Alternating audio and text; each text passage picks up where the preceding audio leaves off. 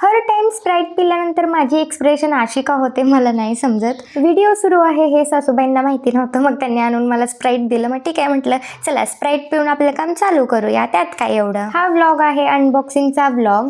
तीन पार्सल माझे अनबॉक्सिंग करायचे राहिले होते आणि हे 2 ड्रेस तरी तुम्ही मला वेअर केलेले बघितलेच असतील. मी विसरून गेले होते की मी व्हिडिओ शूट केला आहे आणि मी तो व्हिडिओ अपलोडच केलेला नाही आहे. आणि बऱ्याच वेळा माझ्यासोबत तसंच होतं बरं का. म्हणजे एखादा व्हिडिओ मी शूट करते आणि तो विसरून जाते अपलोड करायचा. फर्स्ट हा येलो कलरचा ड्रेस, याचा फॅब्रिक मिक्स कॉटनमध्ये आहे. फ्लिपकार्टवरती काहीतरी वेगळंच लिहिलंय, पण याचा कपडा तरी मिक्स कॉटनमध्ये आहे. नेक्स्ट आहे हा पिंक कलरचा, जो की मला खूप जास्ती आवडला. या येलो कलरची हाईट थोडीशी कमी आहे, म्हणजे मी हा as a one piece wear करण्यासाठी ऑर्डर केले ड्रेस.